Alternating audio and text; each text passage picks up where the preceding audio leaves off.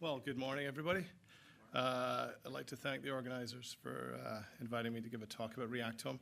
I will be talking a little bit about curation today, which is not my usual forte. I usually talk about analysis tools and data visualization, but hopefully I'll convey to you today how Reactome curates pathways. So just an overview here. I'll give an introduction to Reactome, some pathway theory according to us, our approach to curation, and some of our curation projects themselves. It's actually been a 15-year journey for Reactome.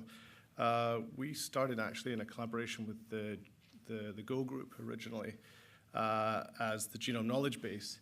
And the goal there was to kind of capture and standardize a language to describe molecular processes.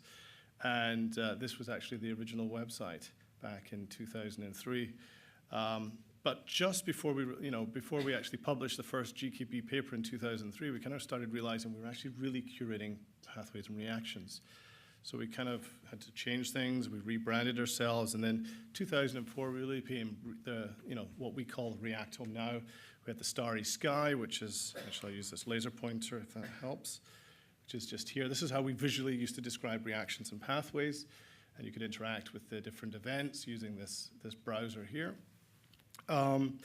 And now recently we've kind of rebranded ourselves a little bit, get more a new website, a bit more responsive design, much more easier to actually access a lot of our tools, the pathway browser. You can analyze your data sets. We also have tools to analyze data in Cytoscape, and we're very well documented as well. So for those of you who are unfamiliar with Reactome, we're a reaction-centered pathway. We focus mostly on the curation of human events in many areas of metabolism, signaling, and other biological processes. We're all authored, curated, and peer-reviewed modules, and it's traceable back to the literature. We also annotate disease counterparts in relation to our normal human pathways. We do cross-reference to a lot of other bioinformatic resources to enrich our own annotations. We provide a great number of tools to efficiently browse, query the database through our website as well, and to analyze and visualize experimental data sets.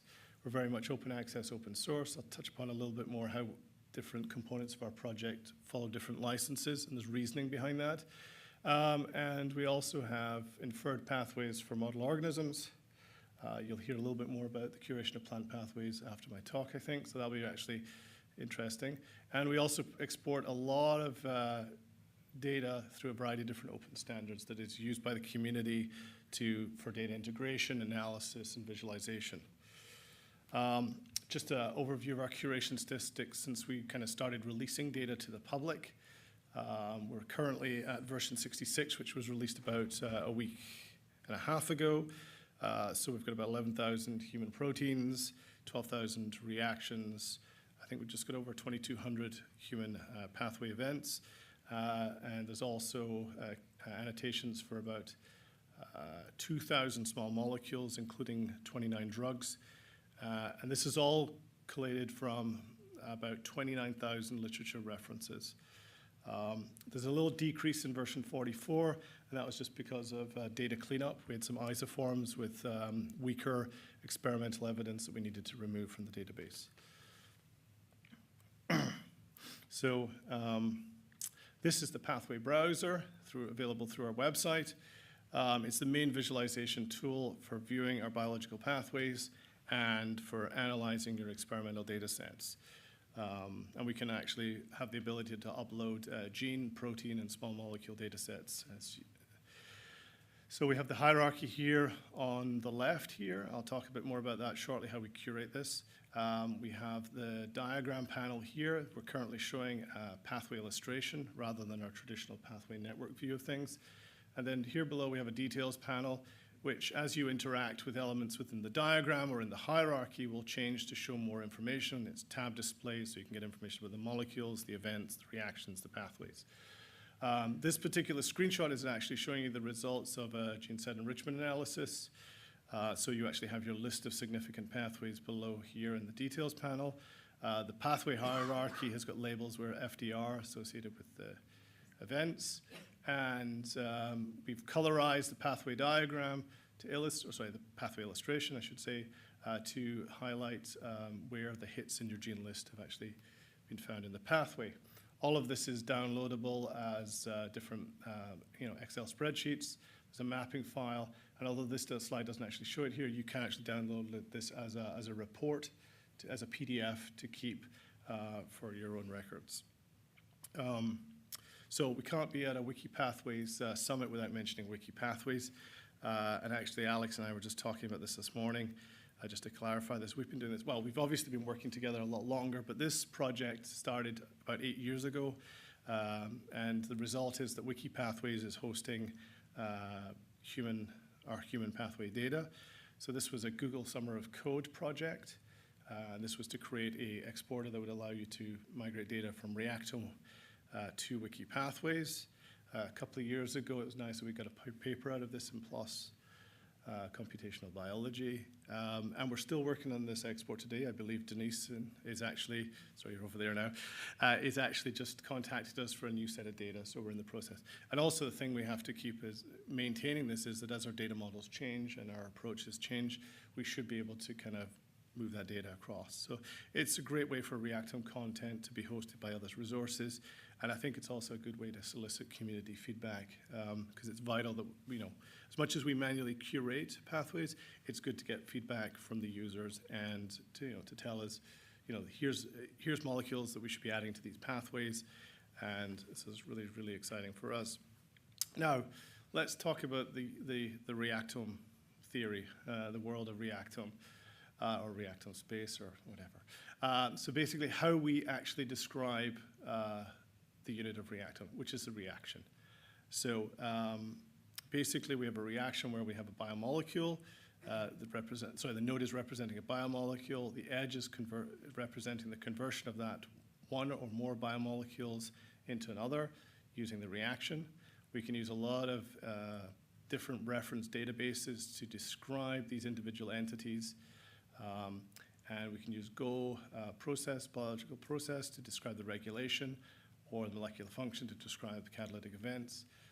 All the reactions have a literature citation as well.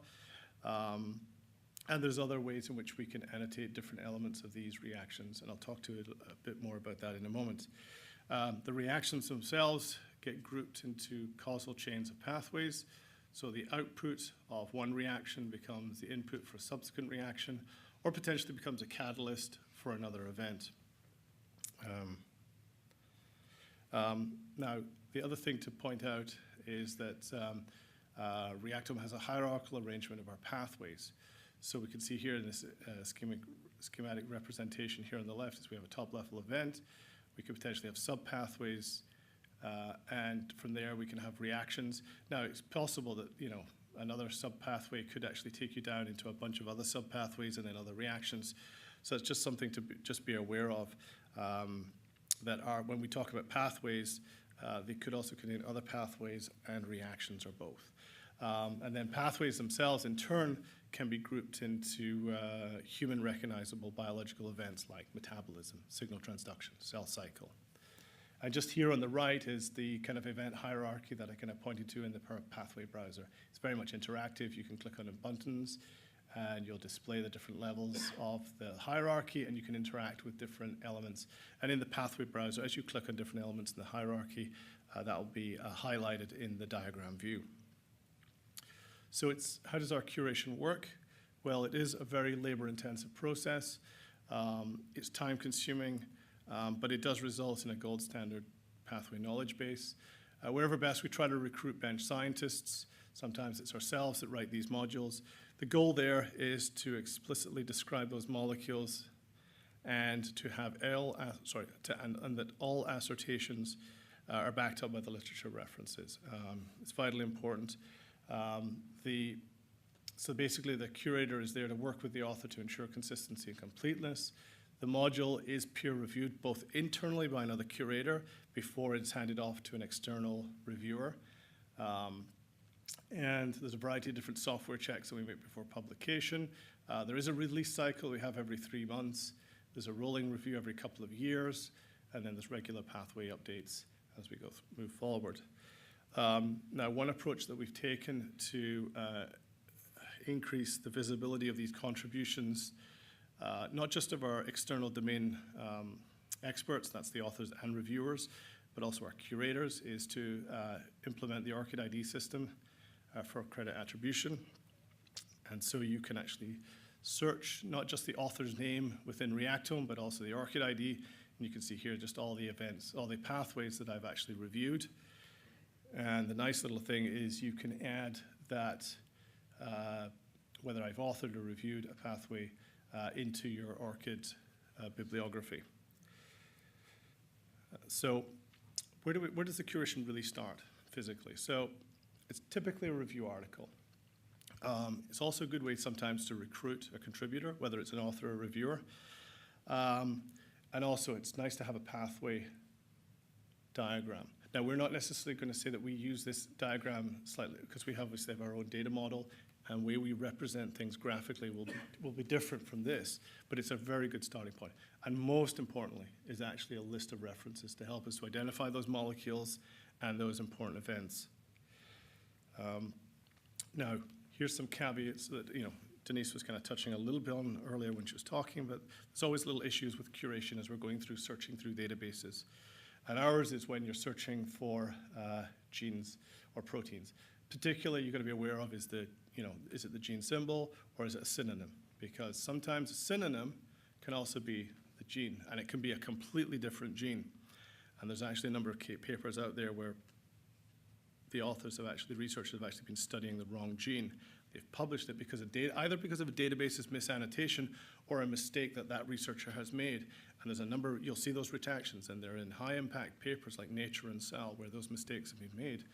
Or another example here is, just adding a little dash in between, because people sometimes talk about notch 4 as notch, N-O-T-C-H 4, or they say notch dash 4. And when you're searching PubMed, you get completely different search results. So again, something to be aware of when you're doing the curation. Another thing, and this worries us a little bit, this is what we call the crumbling edges. And this is when you do actually get a gene, and there's literally one article describing the gene function.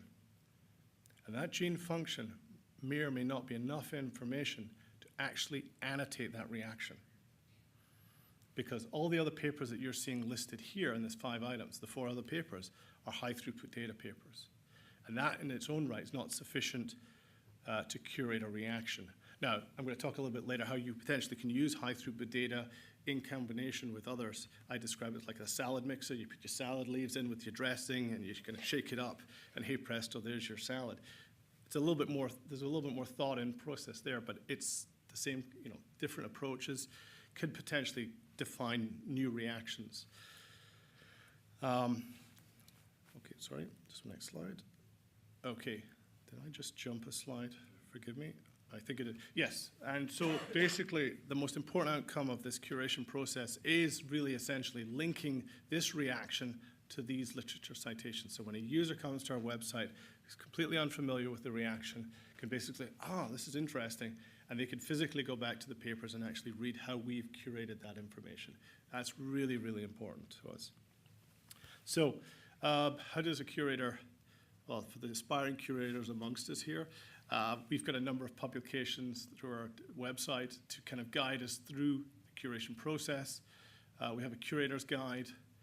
You certainly can't curate Reactome without understanding our data model. We have a guide to laying out our pathway diagrams. There's a whole project management side of things that manage the author, reviewers, recruitment. And then, of course, there's a guide there for our reviewers who are actually reviewing the pathways. So in a sense here we have, this is the curator tool. I'll talk a little bit more about this tomorrow. And essentially you start off with your pathway. That pathway has reactions. That reaction could well have a catalytic event. That the catalyst could actually be a complex. The complex could have an active component, and that active component's a protein, and there you have your original UniProt reference. So this, you can see all these layers of information that we have to incorporate into the curation to actually build a pathway.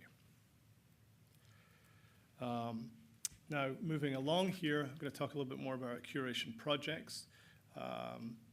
So our goal here is to curate pathways of just normal disease and normal and disease processes using both manual approaches as well as some semi-automated approaches. Our obvious goal is to still continue to add new entities to our pathways, to create new pathways and new content, but we do want to focus on new areas like developmental biology.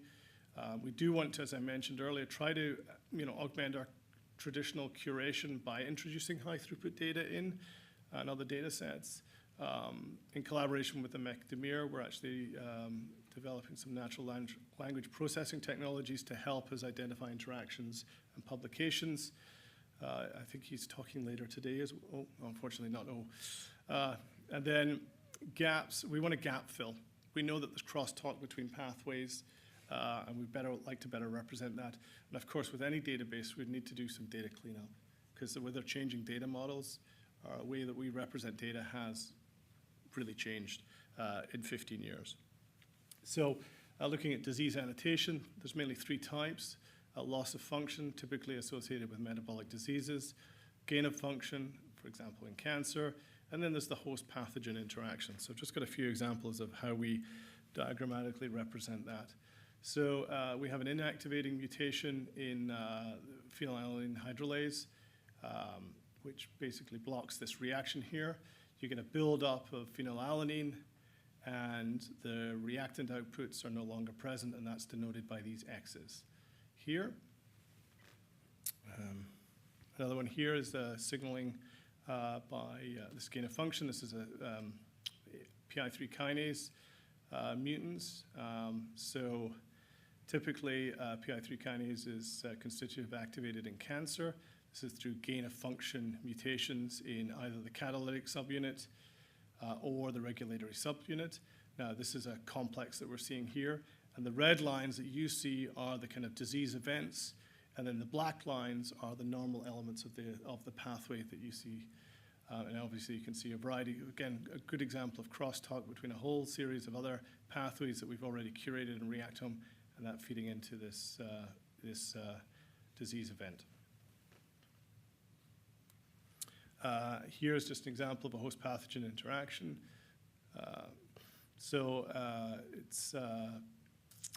Internalin is the cell wall protein in Listeria. This binds the E-cadherin complex that's in the host cell plasma membrane, and this kind of promotes the entry of the bacteria into the host cell. So this is just how we try to represent these different disease events. Now, I kind of mentioned earlier, we really do want to try and find new ways to bring in high throughput data into Reactome. So we already have a large compendium of nuclear receptor data already curated in Reactome. And what we're trying to do is curate additional nuclear receptor signaling pathways using a semi-automated approach. We're bringing in transcriptomics data from the NERSA project. NERSA is the Nuclear Receptor Signaling Atlas. And so we're using a variety of different data sets, not just our own, but also, as I said, from the transcript data from NERSA. We also have some Reactome functional interactions. These are interactions derived from other pathway databases. And as well, we're using IUFAR drug target annotations. So we're bringing these in to create these kind of what we call these gene expression visionettes. We found this is a very useful model for recruiting new experts and actually bringing in selected drugs and other important antibiotics, and also to, again, enhance our tools. I'll show you this in the next slide. And the idea here is that once this is all complete, you can essentially query the NERSA data sets within Reactome. So you click on the search, you'll search for a NERSA data set. We're pulling that data in using the Transcriptomine API. You then, once you've identified your data set, you'll load it. We'll be able to present the data here in the details panel below. And this is just a mock-up just now. But ultimately, you can incorporate that into our analysis service and be able to analyze that data and overlay that data onto our pathway diagrams. So this is really quite nice. Now, the next project I'd like to talk about is a collaboration that we're doing with Acknowledgements at OHSU. Essentially what we're using here is, the goal here is really using natural language processing tools to kind of narrow down the scope of interactions and relevant publications for our curators to actually read and to curate those interactions and to revise our pathways. And the premise here is the computational tools will be good at finding the connections, but they're not very good at weighing up the actual experimental evidence in the paper. So we've been using this tool called Reach, and basically it's an open source text extraction system that will read biomedical publications and extract signaling pathway text fragments. And our curators are taking those publications and interactions and updating our pathways. So just as an example here, we had to take a pathway to revise. Our row GTPAs hadn't been updated in quite some time. So we basically started by taking a much larger event and breaking it down to a variety of sub pathways for the different GTPases. And basically what we're doing is we're using Reach to help us establish the individual pairs of row GAFs and row GTPases for these kind of, we have these sets and we basically have non-specific sets. So we're basically trying to apply interactions to some of these that we don't already have. And so basically after about 3 rounds of parameter adjustments, which we realized were required to get optimal results, we felt that at the end of this we could actually predict biological interactions with a high degree of accuracy, but only from 25% of the suggested literature references. And that's because those 25% of the literature references were actually the ones that had the experimental evidence, because not all papers are going to have the experimental evidence. So, so we use that. And actually what was interesting was the remaining papers that Reach was suggesting to us actually were pointing us towards the direct evidence. So I think the take-home message was it was quite a useful exercise to actually identify those interactions, identify the publications and the interactions.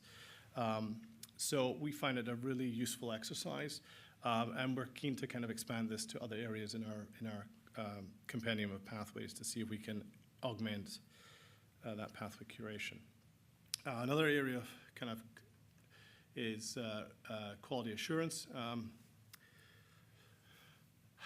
It's a touchy subject to bring up because it's talking about errors in our database, and I think it's fair to say that because we've been a project around for 15 years, 25 different curators. The curator tool hasn't had a string input control, so there are areas where there's mandatory fields and other areas where it's free text. And so, the data models evolved over time. I mean, 15 years ago, we weren't really curating disease, and that has fundamentally altered our data model. So we've had to make some automated and manual changes. The production software is, again, checkered history of 15 years. So I think it's safe to say there's some data errors. Now, we're not talking about catastrophic errors that our users typically see. We try to fix a lot of this before data goes out into production. But in our curation pipeline, there are things that kind of creep back in. There's no way of getting around that. So we do need to figure out how to fix this and to automatically do this. So, Denise was talking about Neo4j earlier, and we have a graph. We're basically using the same technology. Our database on the production server is now running on Neo4j, which means we can do these really quick Cypher queries across our data to look for these errors. And so we can concoct really simple queries here, and we can basically look at what we call our graph QA tests, and we can look at every single event, every entity, and make sure that everything is as it should be. Now, there still will be some errors, and this is not like, this is just how we're representing the data, and we can make improvements there, and we will be making improvements to some areas so that we can fix these issues. So finally, I want to talk about another project our curators are working on, and that is fixing some of our, let's call them graphical errors. So some of our top-level events in their hierarchy have these kind of ugly green boxes, which are, as he said, ugly green boxes. And we want to show these nice, wonderful, lovely textbook-like diagrams. Now, we also call them enhanced high-level diagrams, EHLD. I get tongue-tied, I get mixed up. So let's just call them textbook diagrams. So we have an illustrator on staff who's actually creating these diagrams, but obviously needs input and guidance from the curators. These illustrations are fully integrated in our analysis service so that users can overlay their experimental data on top of these illustrations. The illustrations themselves are using a consistent they're using a consistent iconography that allows us to reuse these glyphs. So therefore, we had to organize these glyphs into a library, and then we've categorized them based on whether they're compounds or they're in different tissues or proteins, or if they're even the arrows themselves. So they are, here's just an example of cell elements. There's the adherent junction. They're available for download in different formats, so easily reusable. There's a very brief description to describe what they are, what they represent, and who's contributed to that. And we're really encouraging people to reuse this. We have it's very well documented in our website. People outside the Reactome team are using these, starting to use these diagrams. They're starting to make contributions to the library. You can just see here. So it is really exciting time for us with these graphics. And we call these open graphics because we want to make it more of a community resource. So just to kind of recap on our data, we do provide a variety of different derivative works based on our curated data. Oops, sorry, I jumped through it. Our data. It is open source, it is open data, it's open graphics. The graph databases and the MySQL databases that we provide still have to be retained under CC BY. And that's because they contain the derivative works of other databases which have quirky licensing as well. So we should be very careful how that's redistributed. We can't just say CC0. But for our identifier mapping files, our interaction files, the wiki data integration that we've been working on with Alex and Andrew Sue, and actually a lot of data that's already out in the public domain is governed by CC0, and it's a really smart way to do things now. We have developed a lot of third-party tools for third-party integrations. We have a content service which allows us to access a lot of our curated data. We have an analysis service which I pointed out earlier. It's very well documented. You can go through our developer zone to actually get that information. And we're seeing a lot of partners that are establishing resources that are reusing our data, which is really good. Here's some of the links to some of the resources I talked about today. I didn't necessarily talk about the Reactome F5 too much. Codes in GitHub. There's a help desk if you've ever got questions. You can follow us on Twitter. So in summary, our goal really is to increase the number of curated proteins and functional entities. We are curating both normal and disease pathways. We do really want to kind of to improve our annotation consistency and to enrich the data model. We continue to work with the biocuration community to support ontologies. We are developing a lot of data, and we want to support a lot of these data standards for data reuse and integration. And then, for everything that we're doing, we have to put this together through our website, and we need to make tools and resources available to kind of what we call the growing and diverse user community. The people that used Reactome 15 years ago, they've fundamentally changed. People are playing with, I shouldn't say playing, but using Reactome data in many, many different ways, not just for data analysis and data visualization, but people that want to look in and compare how Reactome had data in version 65 versus 66. So there's a lot of interesting use cases for Reactome now.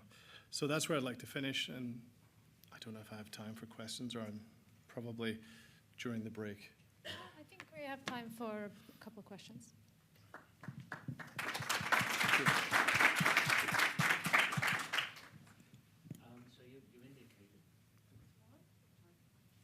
You indicated that you're basically not just curating Reactome, but also curating literature. it's effectively finding errors in articles, and this is an issue. There's a whole discussion ongoing on what do we do with all these things. So, is Reactome at this moment those curation outputs indicating that they used the wrong label, the wrong synonym, or they made this small thing?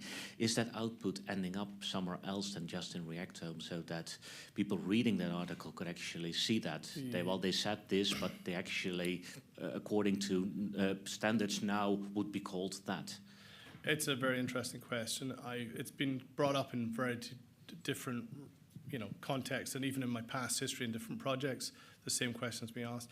We don't actually track this, which is unfortunate, because where our focus is to, we spend a lot of time curating pathways, and we should focus on keeping that process moving forward.